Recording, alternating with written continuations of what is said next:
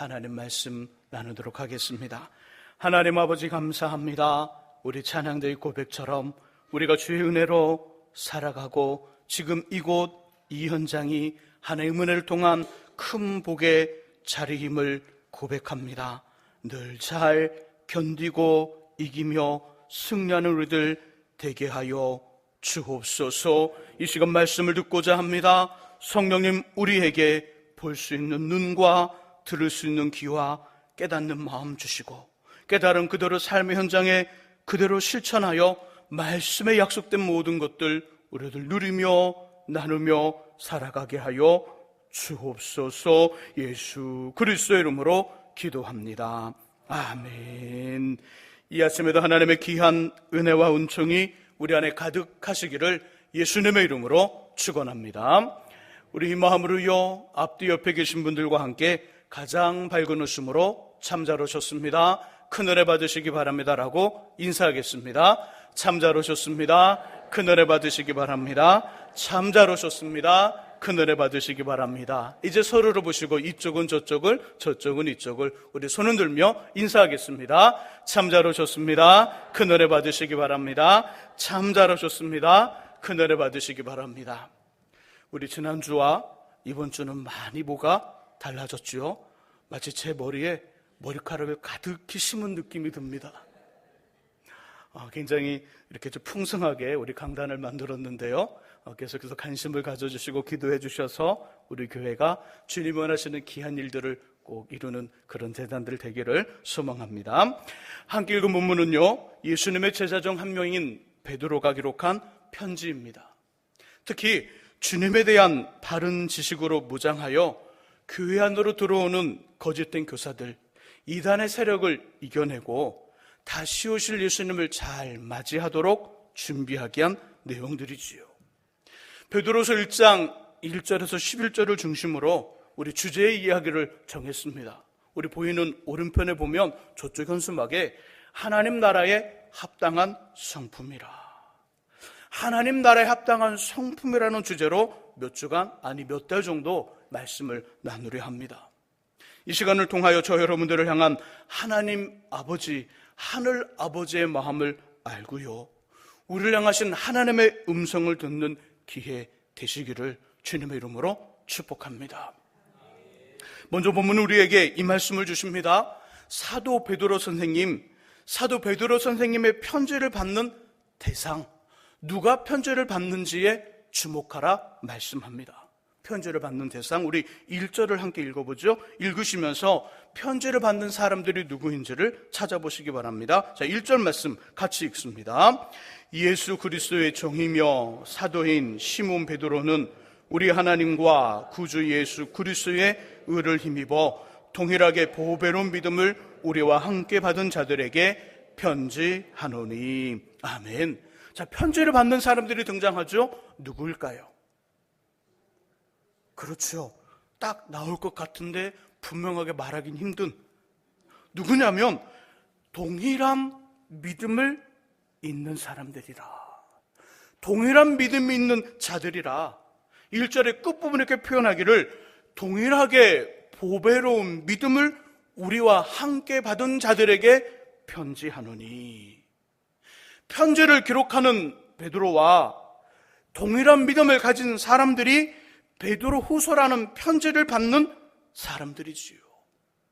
동일한 믿음을 가진 사람들, 그러면서 그 동일한 믿음의 내용들을 설명합니다. 1절의 중간부분 이렇게 표현하죠. 우리 하나님과 구주 예수 그리스도의 의를 힘입어 동일하게 보배로운 믿음을 우리와 함께 받은 자들이라. 우리 하나님과 구주 예수 그리스도의 의를 힘입어 동일하게 보배로운 믿음을 가졌노라. 하나님의 의를 힘입은 믿음입니다. 믿음인데 예수 그리스도의 의를 힘입은 믿음이지요.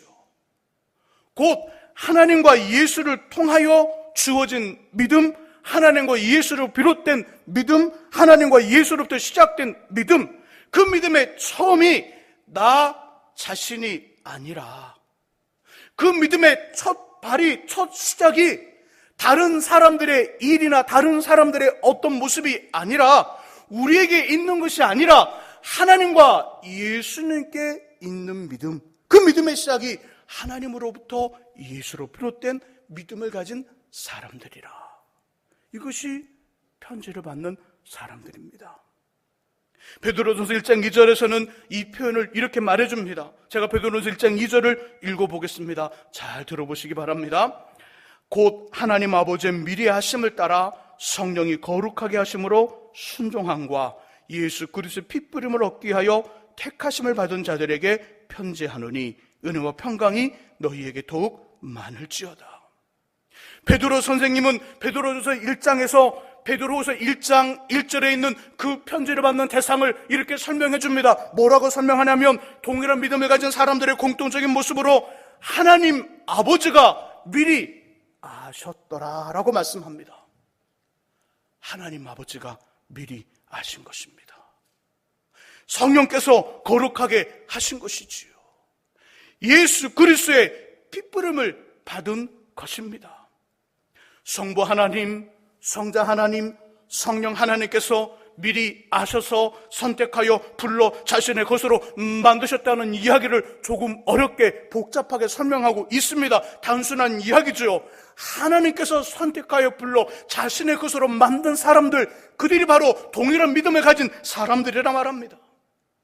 이 이야기를 우리가 속해 있는 장로교회에서는 이렇게 표현합니다. 하나님의 예정이라.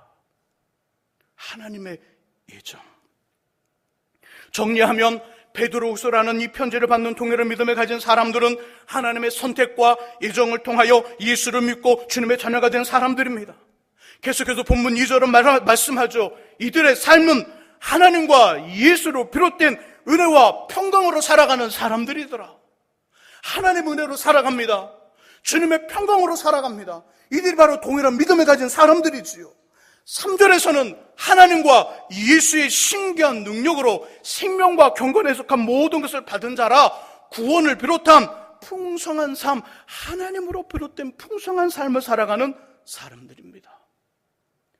그렇다면 구체적으로 이 사람들이 누구일까요? 베드로후서라는 편지를 받고 있는 사람들이 누구일까요? 베드로 선생님이 활동했던 시대에는 소아시아, 터키와 그리스 주변에 흩어져 살던 그리스도인 성도들입니다. 그리고 지금 현재는 누구일까요? 하나님으로 예수를 힘입어 믿고 있습니다. 은혜와 평강으로 살아갑니다. 구원을 비롯한 하나님 주시는 풍성함으로 살아갑니다. 현재는 누구를 말할까요? 그렇죠, 맞아요. 맞습니다.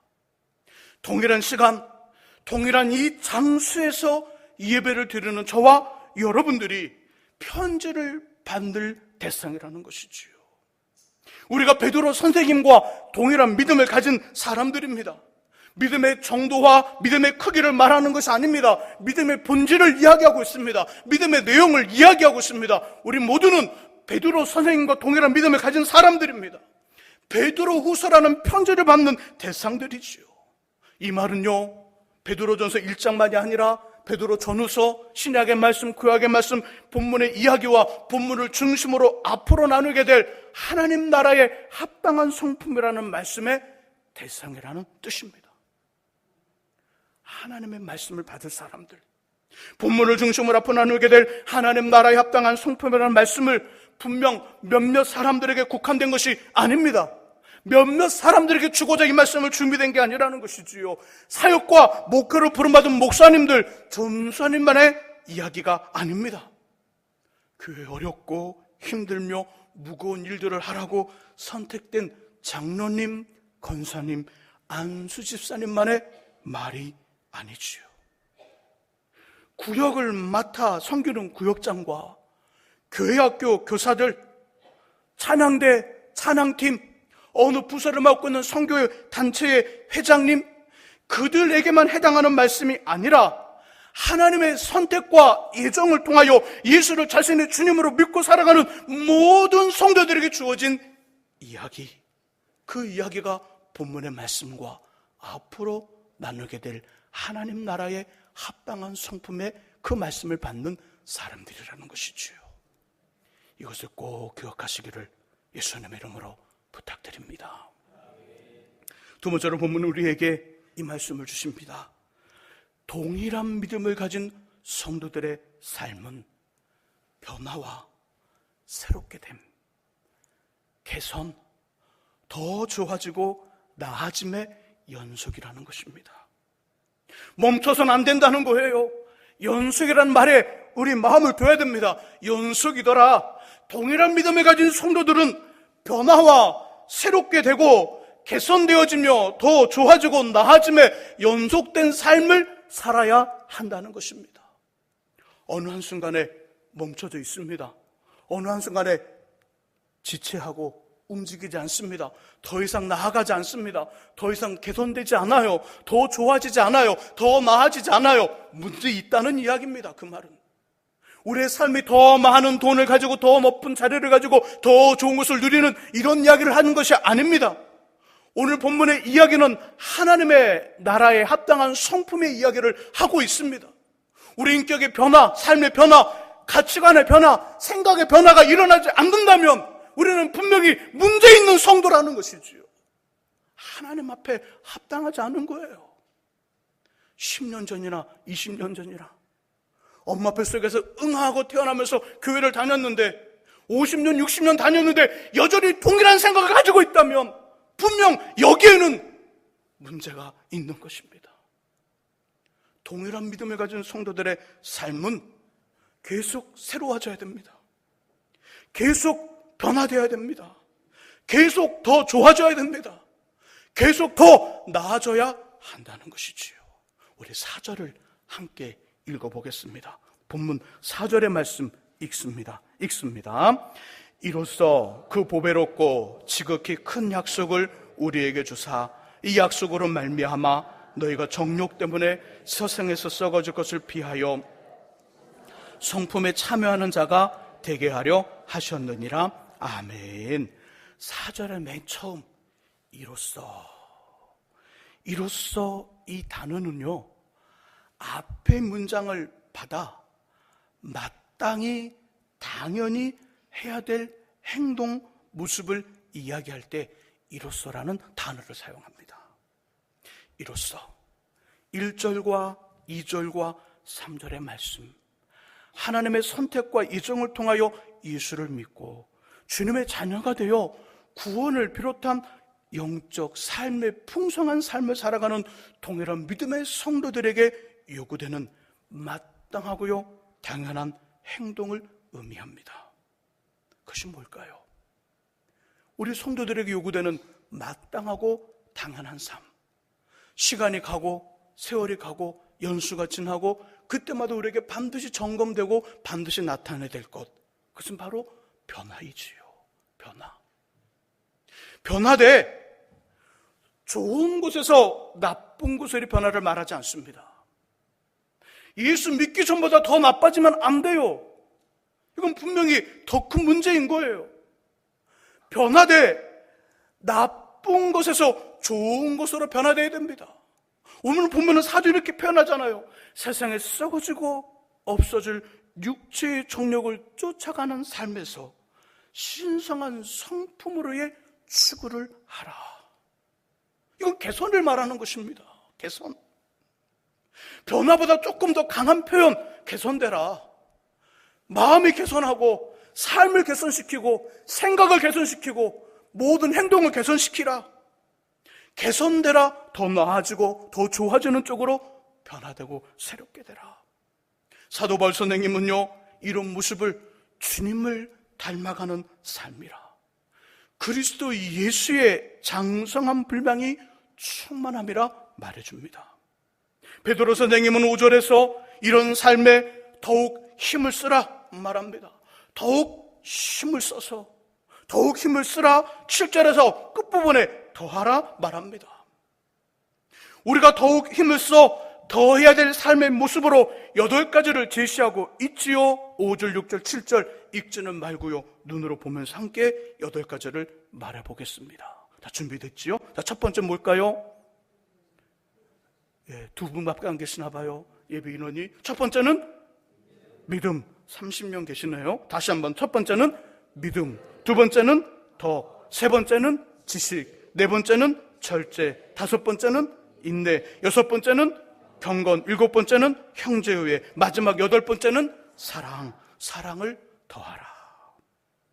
4절에서는 이것을 신성한 성품이라, 짧게 표현하여 신의 성품이라, 하나님 나라에 합당한 성품이라, 이것을 추구하며 살아가는 거예요.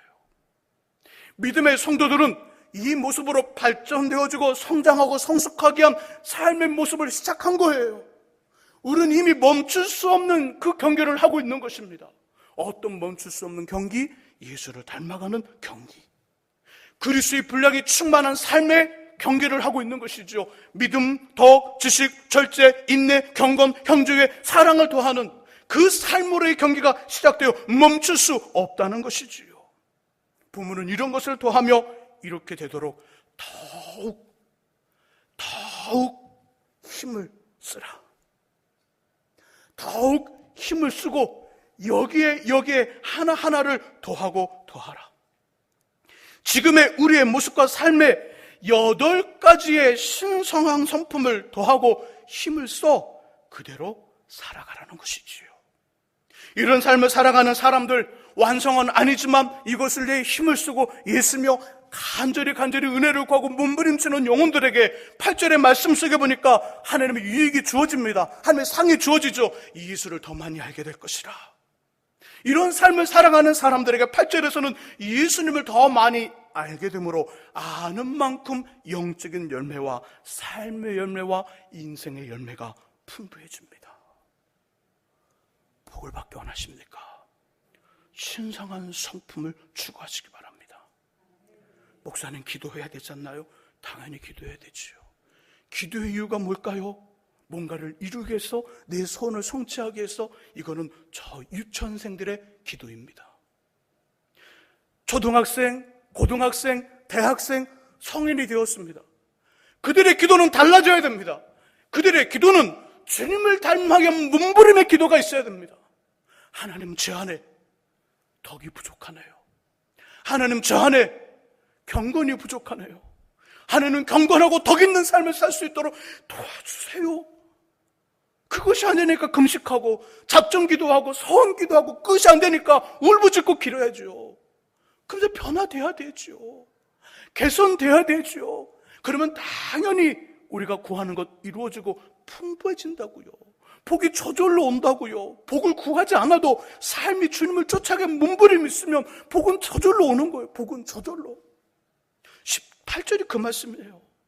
예수님을 알면 할수록 그 인생이 풍부해져요. 계속해서 말씀하죠. 그 복이 임하죠. 9절에서는요, 영과 혼과 몸이 견고해집니다. 10절에서는 실족하지 않습니다. 11절에서는 영원한 하나님 나라에 넉넉히 들어갈 뿐더러 하나님 나라에서 큰 상, 큰 칭찬을 받게 되지요. 저와 여러분들 안에 믿음, 덕, 지식, 절제, 인내, 경건, 형제의회, 그리고 사랑이라는 신성한 성품이 가득하시기를 예수님의 이름으로 축복합니다. 오늘은요, 8가지 신성한 성품 중 처음의 것, 믿음에 관련된 말씀 일부를 다루고요, 나머지 이야기는 다음 주일에 계속해서 전하겠습니다. 저와 여러분들이 반드시 기억해야 되고요, 가슴에 새겨 놓아야 될 믿음의 처음, 어찌 보면 믿음의 첫 단계죠. 믿음의 관문이죠. 믿음의 처음은요, 주님의 십자가 사역과 관련되어 있습니다. 저는 현재 교회를 다니지 않지만 세례를 무려 3번 받았다고 자랑하는 사람을 알고 있습니다. 군대 가기 전 초등학교 때, 고등학교 때, 그때는 교회를 다녔나 봅니다.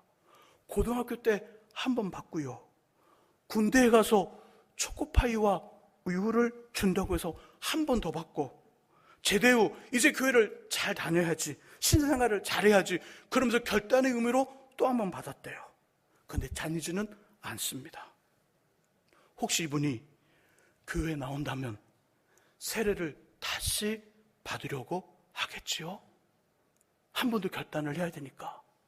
전 한 번밖에 받지 못한 세례를 이분은 그렇게 된다면 4번을 받는 거예요. 4번을. 저도 한 번 더 받아야 될지 모르겠습니다. 여러분들은 이것이 맞다 생각하십니까? 맞아. 다음 세례 때는 받아야지. 이렇게 마음을 가지십니까? 또 어떤 분은요, 집회 시간에 이제 예수님을 믿기로 하신 분 손을 들거나 일어나거나 앞으로 나오라면 매 집회마다 일어나고요, 나가고요, 손을 든 분은 계셔요. 예수를 믿으려고 작정하신 분 일어나세요, 손 들세요, 앞으로 나오려면요, 매 집회마다. 지난주에 그 동일한 집회를 열었는데 오늘 또 이번 주 동일한 집회를 열었는데 또 나가요. 그 다음 주도 나가요. 매 집회마다 나가요. 자, 이 모습 옳은가요? 둘 다 의미를 둔다면 나름대로의 이유를 가질 수 있지만 성경대로는 옳지 않습니다. 바르지 않아요. 옳지 않고 바르지 않다는 거예요. 그 다음에 왜 이분들은 이렇게 세례를 교회 올 때마다 받고 집회 시간마다 예수 믿기로 찾아간 사람 나오려면 다 그때마다 반응하여 나가고 일어날까요? 왜 그럴까요? 왜? 지금 우리가 나누고 있는 믿음의 기본을 잘 모르기 때문에 그렇습니다. 교회를 다니되 예수를 믿되 성경을 딱 덮어놓고 믿기 때문에 그래요. 그냥 덮어놓고 믿자. 덮어놓고. 아주 좋은 자세이지만 믿음은요, 성경을 펼쳐놓고 믿어야 돼요. 성경을 딱 덮어놓고 믿으니까 막 자기 마음대로 막 해. 자기 마음대로 막 해요. 예, 안 해요. 믿음의 기본을 잘 모르기 때문에 교회 다닐 때마다 결단할 때마다 세례를 받고요, 자 나올 사람 계속해서 나가는 거예요. 옳지 않아요. 바르지 않아요. 마태복음 1장 21절 이런 말씀이 있어요. 아들을 낳으리니 이름을 예수로 하라. 이는 그가 자기 백성을 그들의 죄에서 구원할 자라. 아들을 낳으리니 이름을 예수라 하라. 예수라는 뜻의 이름은 뭘까요? 구원할 자. 자신의 백성을 그들의 죄에서 구원할 자, 죄로부터 구원할 자. 예수님이 우리 가운데 오신 이유 중 가장 큰 것이 뭘까요? 죄로부터의 구원입니다. 죄로부터의 구원. 예수님 오시기 전 하나님은 사람들의 죄를 용서하시기 위하여 특별히 구별한 레위지파 사람들을 제사장으로 삼고요, 제사, 제물, 속죄제를 드리게 했습니다. 어느 사람이 죄를 범하면요, 양태의 암컷 중 흠없는 어린 양 또는 염소를 끌어옵니다. 이것을 구할 정도가 안 되면 흠없는 산비둘기 2마리나 쥐비둘기 새끼 2마리를 가져오지요. 그것도 가난하여 구할 수 없다면 고운 가루 10분의 1 에바를 애물로 삼아 죄를 용서받는 속죄제를 드립니다. 제사장을 통하여 속죄제물을 드리는 속죄제를 통하여 죄를 용서받게 하셨다는 것이지요. 하지만 이것 흠없는 죄 없은 예수 그리스도가 우리 죄를 위해 죽으실 것이라는 예표, 미리 보여주는 모습이었기에 완전하지 못했어요. 제사를 집행하는 제사장들이 일반 사람들과 동일하게 죄를 짓습니다. 죄를 지으니까 속죄제를 드릴 때마다 먼저 제사장의 죄를 용서해주는, 제사장의 죄를 용서받는 그들만의 속죄제를 드려야 돼요. 그리고 다른 사람들의 제사를 집례한다는 거 무언가 부족하잖아요. 무언가 부족해요.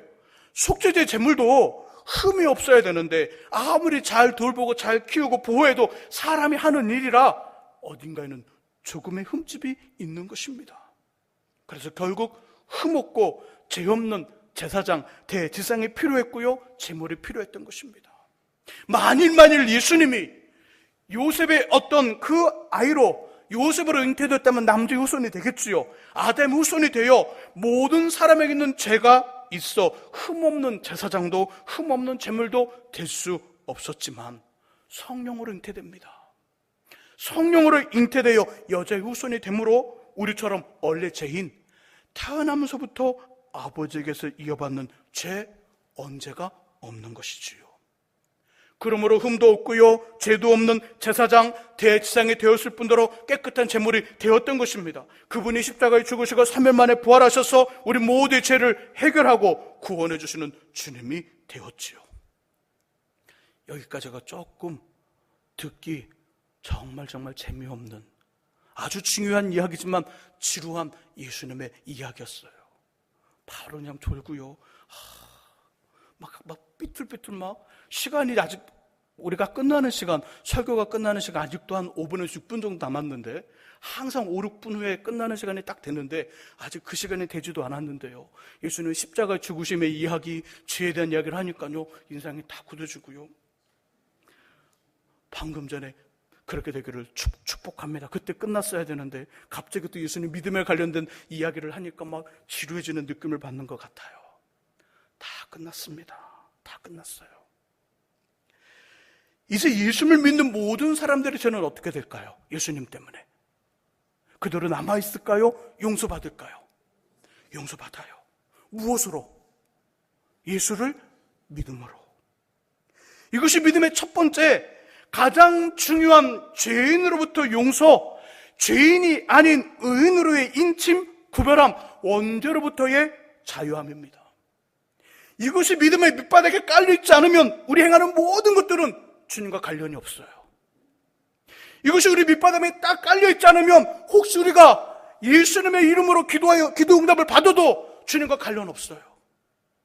우리가 아무리 교회에서 열심히 헌신을 다해도 이것이 밑바닥에 딱 깔려있지 않으면 우리의 헌신은 내 수고일 뿐이에요. 하나님 받지 않으십니다.